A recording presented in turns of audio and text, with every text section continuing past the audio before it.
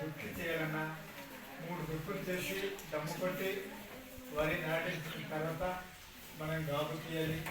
గాబు తీసిన తర్వాత దానికి సిట్ట కానీ పురుగు కానీ పట్టిన తర్వాత మనం మందులు కొట్టాలి. మందులు కొట్టిన తర్వాత నీట్గా వాటర్ పెట్టుకోవాలి. అలాగే సోళ్ళు పండించాలన్నా కందులు పండించాలన్నా పెద్ద అడవి కొట్టాలి. డొంక సెలిపిన తర్వాత కైలు కాల్చిన తర్వాత చెక్క కొట్టాలి.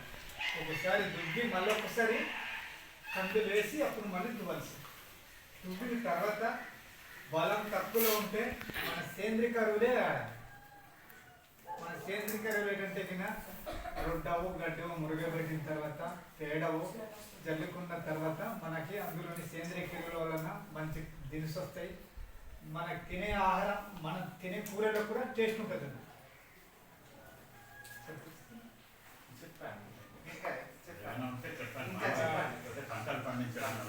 అదే అలాగే పిప్పలు కానీ పసుపు కానీ అది పండించడానికి కూడా మన స్టార్టింగ్ నుంచి ఒక 4 దుక్కులు చేసిన తర్వాతనే పసుపు నాటాలి.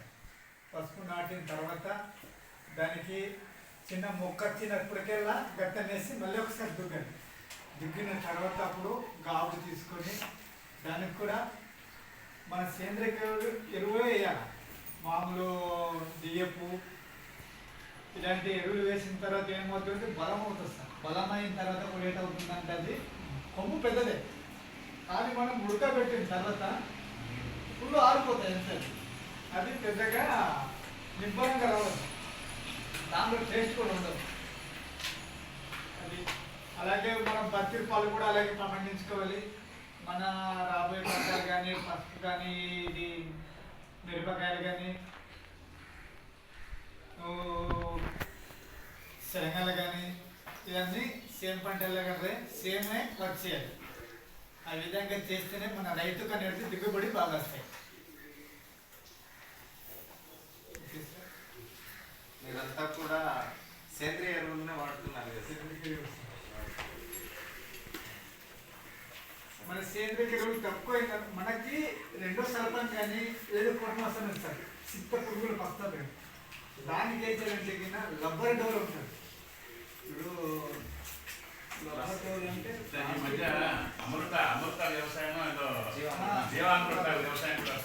రబ్బర్ డోర్ వస్తుంది సార్. అది ఆకులతో పాటు కట్ చేసుకుని వచ్చేసి నూరేసి వేడి నీళ్ళు చేసి మరగబెట్టాలి. మరగబెట్టేసి చల్లారిన తర్వాత పొలాలకు కానీ ఎక్కడైనా ఇష్టపడి ఉంటుందనుకో ఇస్కరించేసి ఒక పురుగు కూడా చెప్తాను. చూస్తే మనం పారం డోలేదు అంటారు. మనకి ఈ రోడ్డు కట్టుకుంటుంది అది నూరేసి మనము ఒక బాగుంటుందంటే 180, 200, 500 లోపు ఉంటుందండి. 8 టన్నులు.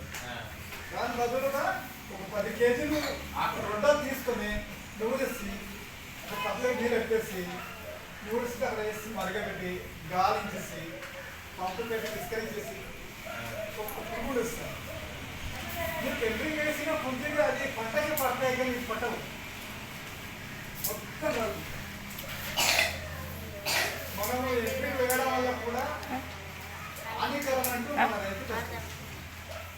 ఇప్పుడు ఎరువు వేయడం కూడా మన రైతు చేస్తాం.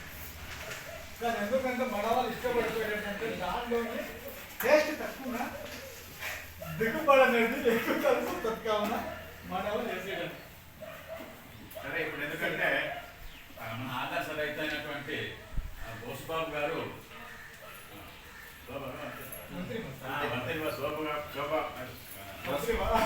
బోసుబాబు గారు ఆదర్శ రైతు కాబట్టి పంట ఎలా పండించాలన్నటువంటి విషయాన్ని చెప్పారు. ఎందుకంటే రసాయనిక ఎరువులంటే యూరియా, అమోనియా, డిఏపి లాంటివి వాడకూడదు. దానివల్ల పంట దిగుబడి పోతుంది, భూమి కూడా సారవంతం పోతుంది. ఇప్పుడు నేను